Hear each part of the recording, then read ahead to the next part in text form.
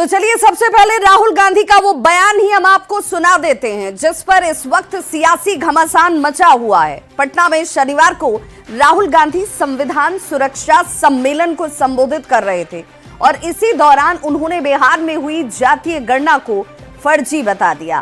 क्या कुछ कहा राहुल गांधी ने, सबसे पहले जरा वो सुनिए। जाति जनगणना और हम छोड़ने वाले नहीं है। और ये बिहार वाला जाति जनगणना नहीं, ये फेक जो जाति जनगणना इन्होंने किया है लोगों को बेवकूफ बनाने वाला, ये नहीं। और जाति जनगणना के बाद आप क्या एक्शन लेंगे वो सबसे जरूरी है। जाति जनगणना क्या है? जाति जनगणना एक्सरे जैसा है। किसी को चोट लगती है, डॉक्टर के पास जाता है, कहते हैं डॉक्टर मेरे हाथ में दर्द है। डॉक्टर एक्सरे करता है, कहता है हाँ हाथ टूटा हुआ है। तो बिहार में जातीय गणना को फर्जी बताने पर केंद्रीय मंत्री ललन सिंह ने राहुल गांधी पर ही जोरदार हमला किया। ललन सिंह ने कहा कि राहुल गांधी खुद फर्जीवाड़ा के सरदार हैं और उनको हर चीज फर्जी ही नजर आ रही है। हर चीज फर्जी नजर आता है, जबकि खुद ही पूरे फर्जीवाड़ा के सरदार हैं। अब बिहार ने जो जाति आधारित सर्वे कराया उसके आधार पर वो जातीय जनगणना की मांग कर रहे थे। और जब हम लोग आईएनडीआई में थे तो हम लोग जब इस मांग को कर रहे थे तो मुंह में टेप लगाए हुए थे। तो राहुल गांधी अपनी ही जातीय सर्वे पर हिट विकेट हो चुके हैं। कैसे वो हिट विकेट हुए वो भी समझाएंगे। अब जरा इसे समझने का प्रयास कीजिए कि आखिर हुआ क्या। साल 2022 में बिहार में जातीय गणना हुई। सर्वे के आंकड़े अक्टूबर 2023 में जारी किए गए। जातीय गणना के समय सत्ता में कांग्रेस साझीदार थी, यानी कि सत्ता में वो भागीदार थी, साथ साथ थी। अब अपनी ही सरकार में हुई गणना को राहुल गांधी फर्जी बता रहे हैं। तब आरजेडी भी बिहार की सत्ता में देखिए साथ साथ चल रही थी। राहुल ने अपनी ही पार्टी को अब इस गणना को लेकर कटघरे में लाकर खड़ा कर दिया है।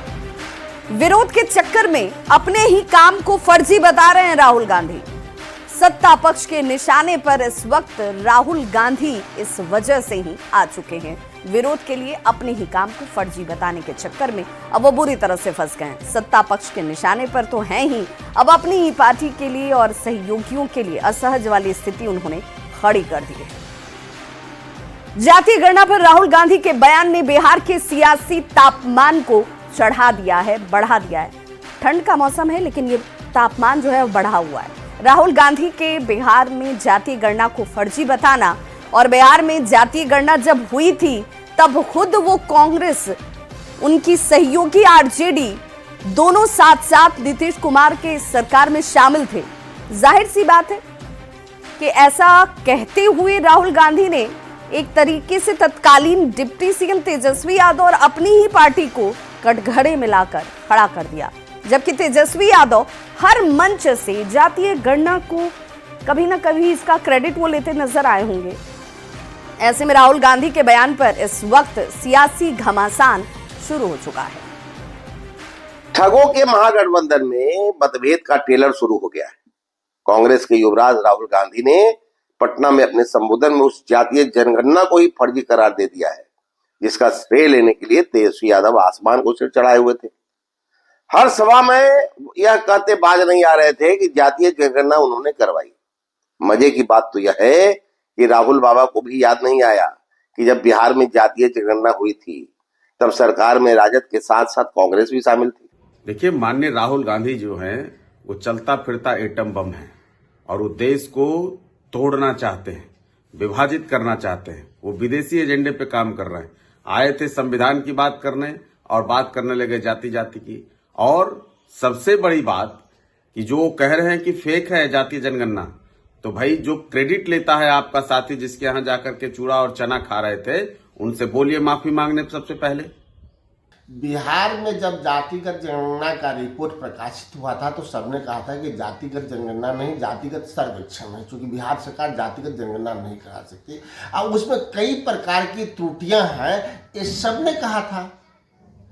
कि ठीक से सर्वे नहीं हुआ। दलित बस्तियों में, पिछड़ों के बस्तियों में, झुग्गी झोपड़ियों में, अल्पसंख्यक के घरों में, कई जगह कई अपार्टमेंट में लोग गए ही नहीं। शहरों की बात किए तो नदारत रहे इनके सर्वे। तो सबने माना कि सरकार ने सही तरीके से जातिगत सर्वेक्षण नहीं कराई।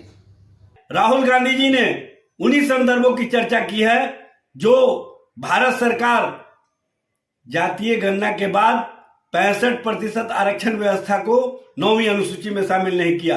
लेकिन संदर्भों को समझने की जगह भारतीय जनता पार्टी और जनता दल यू इस पर राजनीति कर रही है। ये राजनीति का समय नहीं है, इसमें न्याय देने की आवश्यकता है।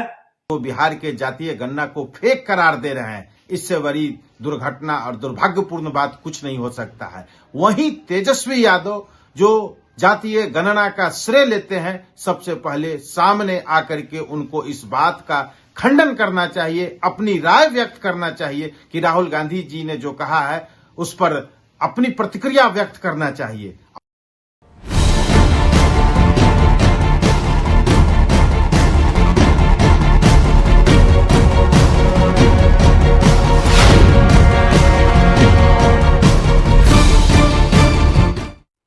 और इस वक्त बड़ी खबर आ रही है कटिहार से, जहां नाव डूबने से 3 लोगों की मौत हो गई और तीनों मृतक के शव को बरामद कर लिया गया है। बताया जा रहा है कि जिस वक्त ये हादसा हुआ नाव पर 17 लोग सवार थे। 4 लोगों को निकाला गया है, 3 लोगों की मौत हो चुकी है, कई लोग अब भी लापता हैं। अहमदाबाद पीएचसी में चारों का इलाज इस वक्त जारी है, जिन्हें रेस्क्यू कर बाहर निकाला गया। कई लोग जो अब भी लापता हैं, उन्हें लेकर लोगों की चिंता इस वक्त बढ़ती हुई। अहमदाबाद के गदाई दियारा की यह घटना, जहां पर नाव हादसे का शिकार हुई है और 3 लोगों की डूबने से मौत हो गई है। तो नाव पर 17 लोगों के सवार होने की जानकारी इस वक्त प्रारंभिक तौर पर सामने आती हुई 4 लोगों को बचाया गया है, जिनका इलाज इस वक्त अहमदाबाद के एक सीएचसी में जारी है। घटना कैसी हुई, यह हादसा कैसे हुआ, इसे लेकर अभी जानकारी साफ नहीं है, लेकिन नाव पर 17 लोगों के सवार होने की बात सामने आती हुई कई लोग लापता हैं। सवाल ये कि जो लापता है उन्हें बचाने के लिए क्या रेस्क्यू शुरू किया गया है या नहीं। कटिहार से संवाददाता सुब्रत गुहा हमारे साथ जुड़ गए हैं। सुब्रत, कई लोगों के लापता होने की भी जानकारी आ रही है, क्या रेस्क्यू शुरू हुआ? देखिए, ये जो इलाका है काफी रिमोट इलाका है, दियारा का इलाका है, इसीलिए अब तक रेस्क्यू टीम नहीं पहुंची है। स्थानीय स्तर पर ही लोग रेस्क्यू में जुटे हुए और बड़ी संख्या में लोग अब तक लापता है। कुल 17 लोग सवार होने की बात बताई जा रही है, जबकि अब तक 4 लोग ही सकुशल बाहर निकल पाए हैं और 3 लोगों का शव बरामद हुआ है। ऐसे में बड़ी संख्या में यानी लगभग 10 लोग अब तक लापता है। हालांकि स्थानीय स्तर पर जो लोग हैं वो खोजबीन में जुटे हुए, लेकिन स्थानीय जो रेस्क्यू टीम है वो भी अब तक दियारा का दुर्गम इलाके होने के कारण पहुंच नहीं पाया। सुब्रत, हादसे की वजह पता चल पाई है कि आखिर क्या हुआ जिस वजह से ये नाव हादसे का शिकार हो गई? देखिए, दियारा का ये इलाका है और काफी सुबह का समय था, काफी कुहासा है और नाव अनियंत्रित होने की बात फिलहाल जो स्थानीय स्तर पर बताया जा रहा है। हालांकि जो बड़ी कारण है वो अब तक सामने नहीं आया या प्रशासनिक स्तर पर भी इसकी कोई पुष्टि नहीं हुई, लेकिन फिलहाल नाव अनियंत्रित होने की बात बताया जा रहा है। कटिहार कोई यहाँ पर जिन कटिहार के अधिकारियों की बात होती है ऐसे हादसों के बाद जिनका एक्शन नजर आता है, सुब्रत, क्या वो अधिकारी घटनास्थल पर पहुंच पाए हैं? नहीं, जैसे कि बार बार एक ही बात को बता रहे हैं कि वो जो इलाका है काफी दुर्गम इलाका है, तो गंगा दियारा इलाका है वो इलाका है, इसीलिए अधिकारी अब तक नहीं पहुंच पाए। हालांकि अहमदाबाद थाना जो है वो रिस्पॉन्ड किया है, वो घटनास्थल के नजदीक है और कुछ देर में घटनास्थल पहुंच जाएंगे। इस तरह के जो आधिकारिक सूचना आ रही है उसके बाद ही आगे के प्लान फिर किया जाएगा। कोई अधिकारी इस मामले पर कुछ बोलने के लिए तैयार है? किसी से आपका संपर्क हो पाया कि भाई कब तक ये टीम पहुंच सकती है? देखिए, अब टीम पहुंचने ही वाली है क्योंकि सुबह की घटना है और जब ये बातें आई है तो निश्चित तौर पर ये बड़ी घटना है और बड़ी अधिकारी भी अब इस पर सजग हुए और अब कुछ देर में उस इलाके में बिल्कुल, एक्शन लेकिन लिखेगा और जितनी देरी से ये अधिकारी एक्शन में आएंगे, जितनी देर से ये रेस्क्यू टीम पहुंचेगी, लोगों के बचने की संभावना उतनी कम होती जाएगी और इसलिए कार्रवाई जल्द होनी चाहिए। बहुत बहुत शुक्रिया सुब्रत गुहा इस तमाम जानकारी के लिए। एक्सक्लूसिव तस्वीरें घटना असल की इस वक्त आपके टीवी स्क्रीन पर। 3 लोगों की मौत हो चुकी है, 4 लोगों का रेस्क्यू किया गया और तकरीबन 10 लोगों की जानकारी अभी प्रारंभिक तौर पर आ रही है जो इस वक्त भी लापता है।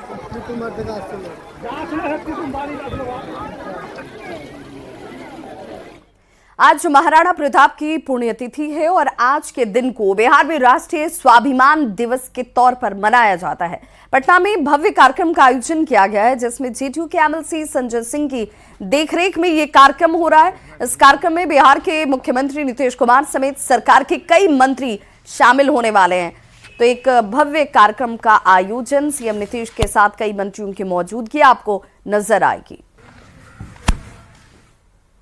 तो महाराणा प्रताप की पुण्यतिथि पर इस समारोह का आयोजन किया गया है। स्वाभिमान दिवस के तौर पर पुण्यतिथि महाराणा प्रताप की मनाई जाती है और इसीलिए इस कार्यक्रम का आयोजन जिसमें इंतजार मुख्यमंत्री नीतीश कुमार के पहुंचने का।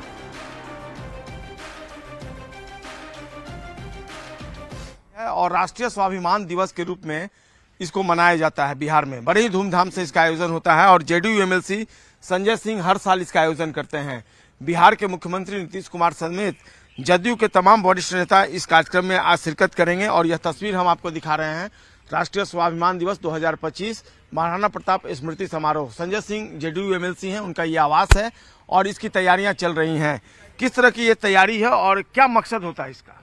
देखिए, शूरवीर महाराणा प्रताप का पुण्यतिथि 2019 से ही मना रहे हैं। बीच में कोरोना हो गया। जब 19 में मनाए थे तो माननीय मुख्यमंत्री से हमने मांग किया था कि शूरवीर महाराणा प्रताप का मूर्ति लगे, तो माननीय मुख्यमंत्री ने हमारी मांग को मान लिया और 19 जनवरी जिस दिन पुण्यतिथि है उस दिन मूर्ति लगाकर उन्होंने अनावरण भी कर दिया। तो हमारा समाज नहीं, सभी समाज के लोग माननीय मुख्यमंत्री को धन्यवाद दे रहे हैं। महाराणा प्रताप किसी एक जाति से बंधे हुए नहीं थे, उनके साथ भिल जाति भी थे, आदिवासी के लोग थे, वैश्य समाज के लोग थे, अल्पसंख्यक समाज के लोग थे, पिछड़े समाज के लोग थे। इसलिए महाराणा प्रताप सभी जाति धर्म को लेकर चलते थे। उसी तरह माननीय मुख्यमंत्री जी नीतीश कुमार जी सभी जाति धर्मों को लेकर चलते हैं। और कौन से लोग शिरकत करेंगे सीएम और उनके अलावा? मुख्यमंत्री आदरणीय मुख्यमंत्री जी उद्घाटन करें, माननीय मंत्री विजय चौधरी जी, माननीय मंत्री अशोक चौधरी जी, लेसी सिंह जी, आपका शीला मंडल जी, मदन सहनी जी, सुमित सिंह जी, जमा खान जी, सभी लोग आएंगे और कल से ही तांता लगाओ। छोटा जगह है लेकिन आप लोग जब आइएगा, जब माननीय मुख्यमंत्री आएगा तो रोड का नजारा ही आपको बता देगा कि माननीय मुख्यमंत्री के प्रति लोगों को कितना स्नेह और प्यार है। महाराणा प्रताप की जो उपलब्धियां रही हैं और देश के स्वतंत्रता संग्राम में जो उनका योगदान रहा है उसको समाज के हर तबके तक पहुंचाना इस कार्यक्रम का मुख्य उद्देश्य रहा है। और आज एक बार फिर से इस कार्यक्रम का इस साल भव्य आयोजन किया गया है। कैमरा पर्सन मनीष जुनेजा के साथ संजय कुमार, न्यूज 18 पटना। और अब बात चौथे चरण की शिक्षक बहाली की। तो बिहार में चौथे चरण की शिक्षक बहाली के लिए शिक्षा विभाग ने अपनी पहल शुरू कर दी है। विभाग की तरफ से सभी जिला शिक्षा पदाधिकारियों से रिक्तियों की जानकारी मांगी गई है। माध्यमिक और उच्च माध्यमिक शिक्षकों के अलावा पुस्तकालय अध्यक्षों के खाली पड़े हुए पदों की भी जानकारी मांगी गई है। जिलों में जो प्राप्त जानकारियां होंगी रिक्तियों को लेकर, तीसरे चरण में बची हुई खाली पदों को जोड़ने के बाद 50,000 से ज्यादा खाली पदों की उम्मीद इस वक्त जाहिर की जा रही है, जिसपे आने वाले वक्त में आपको नियुक्ति होती नजर आएगी। चौथे चरण की शिक्षक बहाली के लिए शिक्षा विभाग ने अपनी कवायद शुरू कर दी है। शिक्षा विभाग से जो जानकारी मिली है उसके हिसाब से जो माध्यमिक, उच्च माध्यमिक और पुस्तकालय अध्यक्षों की रिक्तियां हैं उनकी जानकारी सभी डीईओ को जल्द से जल्द उपलब्ध कराने को कहा गया है। शिक्षा विभाग ने फरवरी से दिसंबर 2024 में रिटायर्ड और नौकरी छोड़ने वाले शिक्षकों के बारे में भी जो रिक्तियां हुई हैं उसकी जानकारी मांगी है। इसका पूरा आंकड़ा सभी डीईओ को विभाग को उपलब्ध कराना है। इसमें रोस्टर के हिसाब से रिक्तियां उपलब्ध कराई जानी है। शिक्षा विभाग में माध्यमिक शिक्षा के जो निदेशक है योगेंद्र सिंह, उन्होंने सभी डीईओ को कहा है कि पुस्तकालय अध्यक्षों की जो रिक्तियां हैं उसके बारे में भी विस्तृत ब्यौरा आप उपलब्ध कराएं। साल 2008 के बाद राज्य में पुस्तकालय अध्यक्षों की नियुक्ति नहीं हो सकी है। इसकी नियुक्ति के लिए सूबे में लगभग 10,000 से अधिक वैकेंसी फिलहाल खाली है, ये बताई जा रही है। इसके पहले भी एक बार रिक्तियों का आकलन किया गया था। उस समय 8,500 रिक्तियां पुस्तकालयाध्यक्षों के सामने आई थी। तीसरे चरण में बीपीएससी ने 87,774 पदों पर नियुक्ति के लिए विज्ञापन निकाला था, लेकिन तीसरे चरण में 66,608 शिक्षक अंतिम रूप से चयनित हो सके थे। शेष 21,166 शिक्षकों के पद रिक्त रह गए थे। अब यह माना जा रहा है कि चौथे चरण के लिए जीरो से प्राप्त रिक्तियों और तीसरे चरण में बची हुई रिक्तियों को जोड़ने के बाद 50,000 से अधिक रिक्तियां आने की उम्मीद है। रिक्तियां आने के बाद मार्च से अप्रैल तक विज्ञापन जो है वो जारी किया जा सकता है। तो निश्चित तौर पर अब जो 21,000 रिक्तियां तीसरे चरण में रह गई हैं शेष, ऐसे में 50,000 पदों पर नियुक्ति की तैयारी शिक्षा विभाग कर रहा है। और अब समय आ गया है कि TRE 4 की जो संभावना जताई जा रही थी और जो अभ्यर्थी तैयारियों में जुटे हुए थे वे जी जान से जुट जाएं, क्योंकि बिहार सरकार ने 2025 के विधानसभा चुनाव तक अधिक से अधिक लोगों को जो नौकरी का लक्ष्य तय कर रखा है, उस ओर सरकार लगातार प्रयासरत है। और निश्चित तौर पर एक बार फिर से शिक्षा विभाग की तरफ से अभ्यर्थियों को और बिहार के बेरोजगार युवकों को सरकार ने शिक्षक बहाली के माध्यम से बड़ी सौगात दी है। और पटना से इस वक्त बड़ी खबर आ रही है, पूर्वी चंपारण डीईओ पर जल्द बड़ा एक्शन लिया जाएगा। डीईओ संजीव कुमार पर बेंच डेस्क सप्लाई में गड़बड़ी करने का आरोप है। एसीएस सिद्धार्थ ने विभागीय कार्रवाई के अब आदेश दे दिए हैं। डीईओ के खिलाफ विशेष जांच का आदेश तक दिया गया है। विशेष सचिव या सतीश चंद्र झा को यह जांच का जिम्मा मिला। प्रथम दृष्टया डीएम पूर्वी चंपारण ने इसकी जांच की थी। डीईओ पर निलंबन और बर्खास्तगी तक की कार्रवाई हो सकती है। जो बड़ी खबर इस वक्त सामने आती हुई, रोहतास में डीईओ रहते हैं संजीव कुमार पर यह आरोप लगा जिस वक्त वो रोहतास में कार्यरत थे, और तभी उनके ऊपर ये गंभीर आरोप लगे। बेंच डेस्क घोटाले की रोहतास में भी जांच की जा रही है। संबंधित भुगतान, रसीद, निविदा प्रक्रिया की भी जांच इस वक्त इसमें शामिल है। और इस बड़ी खबर पर ज्यादा जानकारी के साथ पटना से न्यूज 18 संवाददाता रजनीश जुड़ चुके हैं। रजनीश, एक बड़ी कार्रवाई जिसे लेकर एसीएस सिद्धार्थ ने साफ कह दिया था कि अगर विभाग के अंदर से गड़बड़ी निकलेगी तो अधिकारी कोई भी हो नपेंगे जरूर। बिल्कुल, देखिए विभाग सबसे पहले जानकारी मोतिहारी के जिलाधिकारी सौरभ जोरवाल को मिली थी और सौरभ जोरवाल ने खुद जांच किया था पूरे मामले को। और जांच के बाद जो डीईओ है संजीव कुमार, उनके खिलाफ पुख्ता सबूत मिले हैं कि किस प्रकार से बेंच डेस्क में गड़बड़ी हुई है। रसीद के साथ साथ जो भी भुगतान है या निविदा है, तमाम चीजों की जांच हुई है। और उसके बाद उन्होंने विभाग को सूचना दी है, विभाग ने भी जांच की। और प्रथम दृष्टया ये मामला जो है कहीं ना कहीं गंभीर लगा और एसीएस सिद्धार्थ ने तुरंत विभागीय कार्रवाई का भी आदेश दे दिया। इसके साथ साथ एक अलग से टीम गठित कर दी है, जांच कमेटी, जिसमें सतीश चंद्र झा जो विशेष सचिव हैं, उन्हें यह जिम्मा दिया गया है। अब वो मोतिहारी जाकर पूरे मामले की जांच करेंगे। और माना यह जा रहा है कि ये लाखों और करोड़ों का घोटाला है। तो बेंच डेस्क की खरीदारी हुई है, उसमें गलत तरीके से न सिर्फ टेंडर डाले गए थे, इसके साथ साथ जो सगे संबंधी हैं उनको इसमें शामिल किया गया था। और जो क्वालिटी है, तो कहीं ना कहीं खरीदारी से लेकर जो भुगतान है उसमें ये गड़बड़ी हुई है। और इसको लेकर अब शिक्षा विभाग पूरी तरह से एक्शन की तैयारी में है। ये वही डीईओ है जिन पर ये आरोप रोहतास में भी लगा हो। रोहतास में भी 21-22 में जो बेंच डेस्क खरीदारी हुई है उसमें भी गड़बड़ी हुई है। दो जिले में एक साथ एक शख्स के खिलाफ जो है लगातार पुख्ता सबूत मिला है।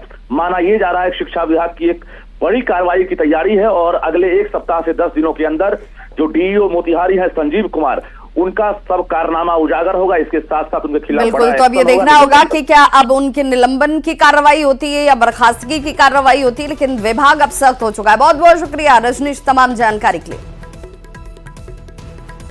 और गया से इस वक्त एक और बड़ी खबर, जहां पर 1 लाख रुपए की लूट की घटना को अंजाम दिया गया है। बाइक सवार अपराधियों ने पैसे उड़ाए हैं।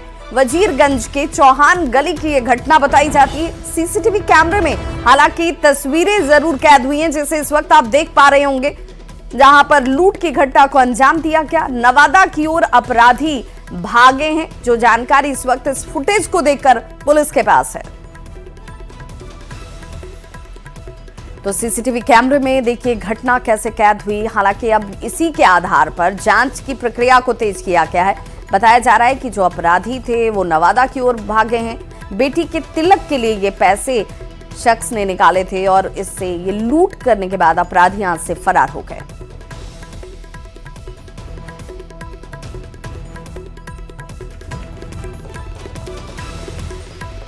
तो इस बुलेटिन में बस इतना ही। चलते चलते नजर डालते हैं इस वक्त के हेडलाइंस पर।